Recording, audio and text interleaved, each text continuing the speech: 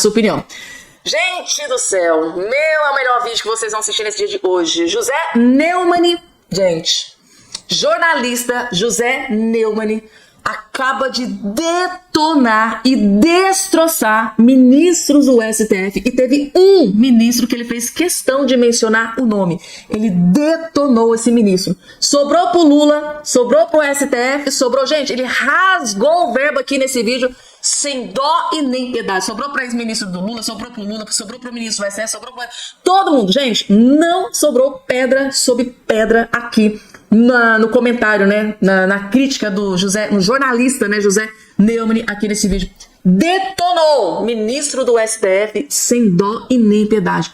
Qual será esse ministro que ele detonou aqui nesse vídeo? Assistam. Por exemplo, o general Gonçalves Dias, chefe do militar do Palácio Central, nomeado pelo Lula, sumiu no processo. Ele foi filmado pelas câmeras todas, dando aula para os vândalos, indicando saídas do palácio para os vândalos, ou seja, no mínimo de suspensão. E, no entanto, ele não aparece em nada, não tem prova nenhuma contra ele, ele não foi cobrado de nada, não teve que prestar nenhum depoimento. E eu estou à espera de que isso aconteça. Por quê? O fato é muito estranho o comandante do governo colaborar com golpistas que tentam derrubar esse governo. Da área, por exemplo, ajudar na batalha, matar a sede dos golpistas. Uma crítica que tem sido feita com muita veemência, com muita razão, é a crítica à crueldade das penas e ao tratamento dado aos réus. Agora, um deles morreu na prisão da Papuda. A outra é uma senhora, que é mãe de 2 filhos, e que apareceu escrevendo com batom Perdeu o Mané. Perdeu o Mané é uma frase inadequadamente usada pelo presidente do Supremo Tribunal Federal, o Barroso, porque é uma frase da gíria. E é uma gíria que tem a ver com o crime organizado, essas coisas todas. Mas ninguém critica o Barroso. Agora a moça perdeu o Mané, ela não pode usar. Seja quem for o Mané. A verdade é que aí eu falei isso, tem sido um vídeo muito visualizado aqui no meu canal, e aí um monte de defensor do Alexandre de Moraes, mas ela está sendo condenada por outros crimes. Violenta a abolição do Estado de Direito. Advogados neutros da oposição já mostraram que ela não apenas está respondendo por esses crimes, mas está respondendo por esses crimes 2 vezes, porque tem 2 capítulos do Código Penal, e é só o Código Penal que é citado, inclusive pelos leitores que me criticam e me escrevem sobre isso, para defender a prisão e a manutenção dela na cadeia já por 2 anos. E o Alexandre de Moraes está pedindo uma pena dela de 14 anos. Apareceu o Fux, segundo a imprensa, né, com a intenção de aparecer como um juiz de dúvida, né? Para garantir um processo realmente isento. Não é bem assim. Acham, não sou eu que estou dizendo, eu não conheço o ministro Fux, não sei as razões dele, mas acham que é um jogo de cena para favorecer o próprio Alexandre, né?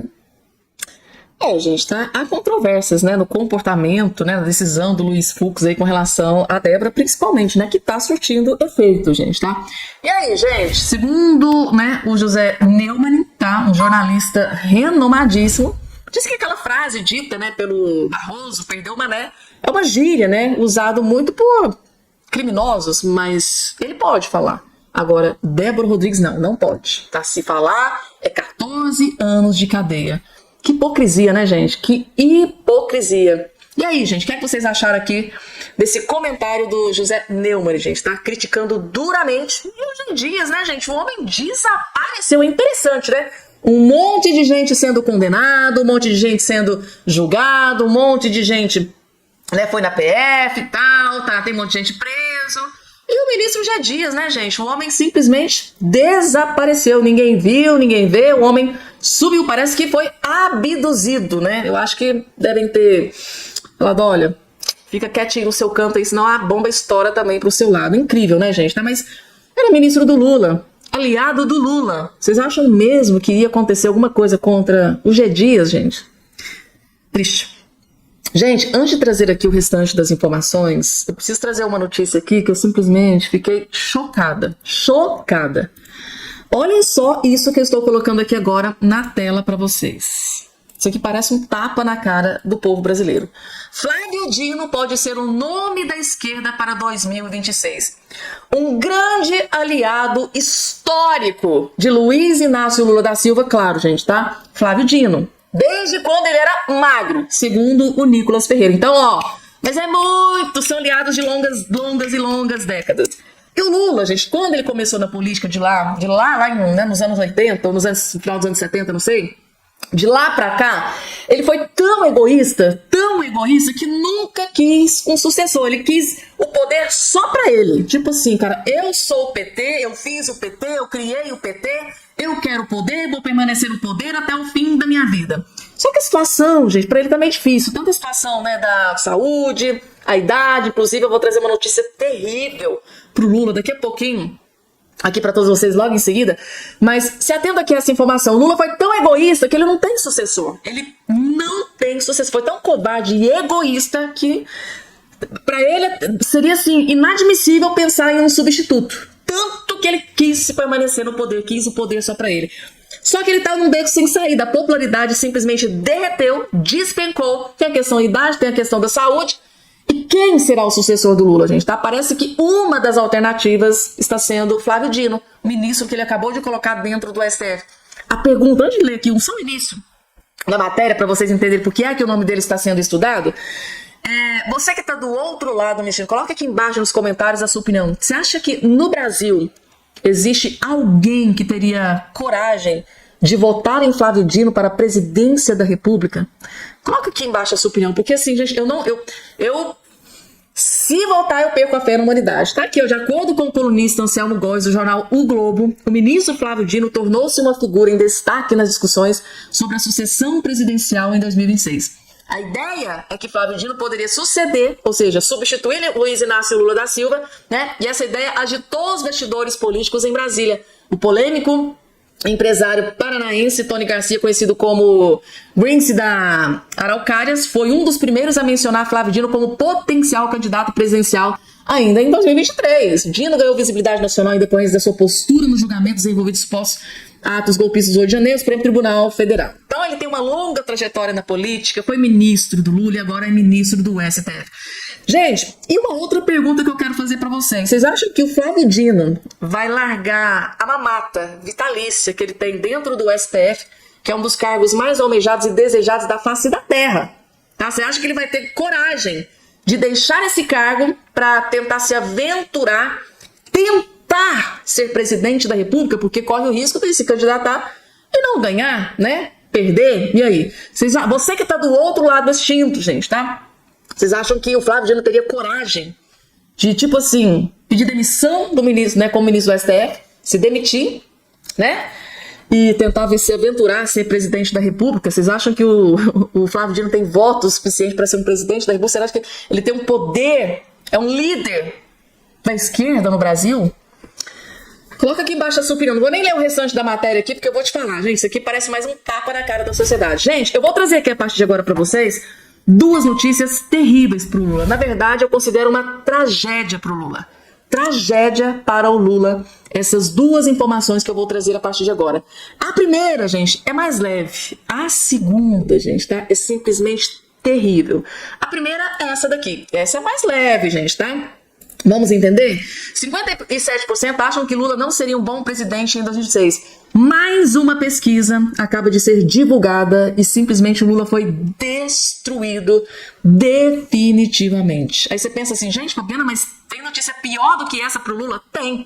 A que eu vou trazer daqui a pouquinho para vocês logo em seguida. Mas antes, vamos entender? Pesquisa IPESP, Instituto de Pesquisas Sociais, Políticas e Econômicas, divulgou nesta quinta-feira, né, divulgada nessa quinta-feira, mostra que 57% dos eleitores consideram Lula, 79 anos, não seria um bom presidente em 2026, enquanto 40% disseram que seria. Fica imaginando, gente, tá? Esses 40% que diz que o Lula seria um bom presidente. Como é que tá o bolso? Como é que tá, né? A alimentação? A mesa será que tá farta? Porque é inacreditável. O levantamento ouviu 2.500 pessoas entre 20 e 25 de março. A margem de erro é estimada de 2 pontos percentuais para mais para menos, né? E o nível de confiança é 95, quase 50%. E o nome do ex-presidente Bolsonaro, que está inelegível, não foi testado. Ou seja, nessa última pesquisa, quase 60% diz que Lula não seria um bom presidente em 2026, gente, tá? Isso pro Lula que quer se candidatar, né, à presidência em 2026 é uma notícia terrível, mas não tão terrível e humilhante quanto essa que está aqui na tela, gente. Quando eu vi essa notícia aqui, eu fico imaginando, gente, tá? Alguém, tenho certeza absoluta que alguém deve ter mostrado isso aqui, essa matéria da CNN pro Lula e pra Janja. Imaginem o Lula e a Janja se deparando com essa notícia aqui que está aqui na sua tela. Pesquisa Futura, Michele tem 48,5% e Lula tem 37,3% em simulação do segundo turno. Ou seja, gente, até Michele Bolsonaro destruiria o Lula no segundo turno. Gente, imagine o Lula vendo uma notícia dessa. A Janja lendo uma notícia dessa. Tá aqui, gente, ó. O presidente Lula perderia um eventual segundo turno da eleição de 2026 para a ex-primeira-dama Michele Bolsonaro na disputa ao Planalto, segundo pesquisa Futura Inteligência divulgada nesta quarta-feira, 26. Michele tem 48,5% das intenções de voto e o atual chefe do executivo 37%. Para o levantamento, a Futura Inteligência ouviu 1.000 pessoas, por entrevista telefônica, entre os dias 19 e 22, índice de confiança 95%. Tá aqui, gente, ó. Michele Bolsonaro, 48,5%, Lula, 37,3%. Branco, ninguém, 13% e não sabe, não respondeu, menos de 1%. Gente, é muito humilhante, gente. Eu acho que uma das notícias mais tristes pro Lula, humilhante, seria uma notícia como essa aqui. Porque, como vocês bem sabem, a Michele Bolsonaro até hoje, ela nunca ocupou um cargo político. Mas mesmo assim, né, ela derrotaria, gente, tá? Ela destruiria sem dó e nem piedade Lula e com uma diferença de quase 10%, gente. É gigante essa diferença. Ou seja, o Lula, ele tá tão acabado, ele tá tão destruído, gente, tá? Que até para Michele Bolsonaro ele perderia. Imaginem se ele for enfrentar o Bolsonaro em 2026. Aí, gente, vai ser simplesmente alijado, expulso, descartado da política brasileira, gente. Pessoal, uma bomba gigante acabou de ser confirmada agora neste exato momento, direto de Brasília, gente, tá? Essa notícia que acabou de ser divulgada pegou o Brasil inteiro de surpresa. A esquerda, neste exato momento, né, o pessoal ali no Palácio do Alvorada, no Palácio do Planalto, estão completamente abalados com essa notícia que foi divulgada agora aqui neste exato momento. Eu vou trazer todos os detalhes, gente. Notícia divulgada direto de Brasília. Eu vou trazer os detalhes dessa informação completa nesse vídeo aqui para todos vocês. Além dessa, outras várias informações, rapidamente, vou trazer tudo de forma rápida, breve e bem objetiva, daquele jeitinho que vocês gostam. Só não esqueçam de se inscrever no canal, por favor, e fazer parte aqui da nossa família, tá? Inscreve aqui embaixo no canal, ativa o sininho das notificações e compartilhem o vídeo o máximo possível que vocês puderem, gente, tá? Direto com as informações. E logo de cara, gente, eu fiquei estarrecida quando eu vi esse vídeo aqui da Natuza Neri. Vejam só, gente, a gravidade da situação. A senhora Natuza Neri falando com a maior normalidade que se o Congresso Nacional aprovar o projeto da anistia, que tem tudo para ser aprovado, gente, tá? O STF, via Flávio Dino, vai perseguir um por um dos deputados que embarcarem no projeto através do caso das emendas parlamentares. Ou seja, os parlamentares, principalmente aqueles do Centrão, gente, tá? Tem o Gilberto Kassab, dentre outros partidos. Pois bem, se esses parlamentares embarcarem nesse projeto do Bolsonaro, tá? Nesse projeto da anistia, e ajudar, né? Se eles ajudarem esse projeto da anistia a ser aprovados, eles vão ser todos, um por um, perseguidos pelo ministro do STF, Flávio Dino, indicado pelo Lula, no caso das emendas parlamentares, gente, tá? Vários deputados estão pendurados, tem ações no STF com relação às emendas parlamentares, vários crimes estão sendo julgados pelo STF, as ações estão ali no STF, e parece que pode estar acontecendo uma ameaça. Deputados, senadores podem estar sendo ameaçados. Se ajudar a aprovar o projeto da anistia, tem uma ação sua aqui no STF que eu vou colocar pra andar. Gente, que bomba gigante, eu não tô acreditando. Gente, e uma coisa eu falo pra vocês, isso aqui é uma jornalista de esquerda que tem acesso, né, WhatsApp, acesso direto a ministros do STF. Se ela está aqui dizendo isso, é porque tem grande chance de acontecer. Assistam, gente, tá? É uma das maiores bombas divulgadas nesse dia de hoje, gente. Só assistam, porque na verdade, além disso que eu disse pra vocês, na verdade, o plano, tá? É muito pior do que a gente imagina. Não é só essa questão das emendas, não. Prestem atenção que vocês vão ver. Eu acho que muitos parlamentares, a partir de agora, vão pensar, gente, tá? Porque realmente a ameaça de ministros do STF é muito grave. Vejam só. Eu queria só dar uma informação da Lídia Rodrigues, que é a nossa apuradora agora, que falou com Sóstenes Cavalcante, que diz o seguinte, que é do líder do PL, que vai se reunir com o Hugo Mota na terça-feira para falar sobre anistia. O que acredita que o PL tem, quer dizer, que essa base bolsonarista mais uns agregados tem número que vão de 200 e tanto até 310. E tem um outro ponto, que o candidato a presidente da República com apoio do Bolsonaro tem que estar filiado ao PL. Então, Tarcísio tem que ir pro PL. Ratinho Júnior tem que ir pro PL. Então, Caiado não vai pro PL. Ratinho Júnior, ao que consta, também não iria. Então tem algumas questões. Mas o ponto que eu queria destacar é, tudo na política eu aprendi a analisar me perguntando quanto custa. Qual é o custo político para o Centrão de patrocinar o avanço da anistia? É enorme, porque compra uma briga direta com o Supremo Tribunal Federal. Aqui nesse momento ela falou Supremo Tribunal Federal, mas daqui a pouco ela cita, tá, o nome do ministro indicado pelo Lula, o Flávio Dino. É muito grave, gente. Acompanhe. E como disse você, tem um bando de gente amarrado pelo pescoço. O Supremo nunca teve... Com as emendas, então, o que tem de... Imagina, passa... O que tem de parlamentar com a corda pendurada no pescoço com relação a emendas parlamentares, gente, tá? É exorbitante. Então, é esses parlamentares que pode mudar de ideia de última hora. E vamos continuando. Anistia. Imagina a decisão do ministro Flávio Dino, falou assim, bom, então estou decidindo aqui, vamos abrir tudo, Polícia Federal, CM. Imagina, passa anistia. Imagina a decisão do ministro Flávio Dino, falou assim, bom, então estou decidindo aqui, vamos abrir tudo, Polícia Federal, você entra, Tribunal de Contas me passa tudo aqui. Vai sobrar o quê? Vocês entenderam aqui, gente? A própria Natuza Neri, jornalista, militante de esquerda dentro da Globo News, está aqui dizendo, gente, tá? Se o projeto da... Gente, no meu ponto de vista, tá? Gente, é só uma humilde opinião. Eu acho que isso aqui, gente, tá? É um recado dos ministros do STF. Os ministros do STF, eles têm contato com essas jornalistas. Para eles chegarem e dizer, olha, jornalista fulana, dá uma matéria assim, falando assim, dando a entender isso, mais ou menos assim que funciona. É tipo uma assessora. Tipo uma assessora, mas que trabalha no jornal. Tipo assim, olha, eu gostaria que você falasse isso. Tá, olha, pode acontecer o seguinte, se parlamentares, né, ajudarem a aprovar o projeto da anistia, ministros do STF pode, né, desengavetar algumas ações, pode colocar PF na porta, pode acionar o Tribunal de Contas da União para verificar, para fiscalizar o parlamentar XYZ, ou seja, no meu ponto de vista, a gente tá, ministros do STF podem, assim, gente, é só... uma opinião, um achismo, claro que a gente não tem certeza, mas eu não duvido de absolutamente nada que ministros do STF utilizem essas jornalistas militantes de esquerda, tá, para estar enviando aqui um recado para os parlamentares, gente, tá? Imaginem só, gente, tá? Um parlamentar, tá? Você tá aqui, um parlamentar, tá?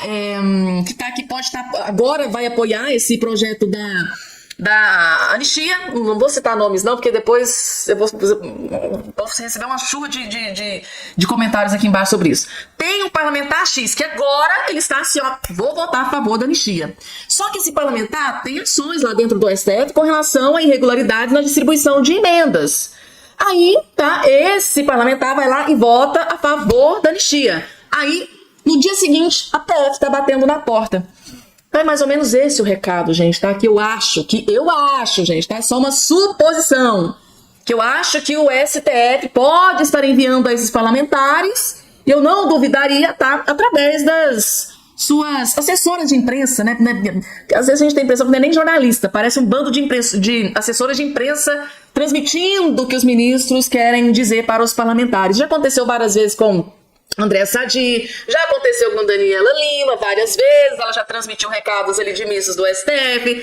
Aqui no meu ponto de vista, gente, tá? Natuza Neri teve acesso a informações, eu acho de forma subliminar, eles jogaram, né? Tipo, falaram, olha, pode ter parlamentares que estão com essa intenção de votar a favor, mas, né, nós estamos aqui no STF, né? Tem ações aqui, né? A gente pode acionar a PF, pode acionar o Tribunal de Contas da União para fiscalizar a distribuição das emendas, e se for pego um ilícito, um errinho, a gente pode cair matando em cima. E aí, gente, tá? Essa foi a minha opinião. Coloca aqui embaixo. Vocês acham que os ministros do STF teriam a capacidade de usar essas jornalistas para mandar um recado para os parlamentares que estão com a corda no pescoço com ações dentro do STF, que estão pensando em votar a favor da anistia?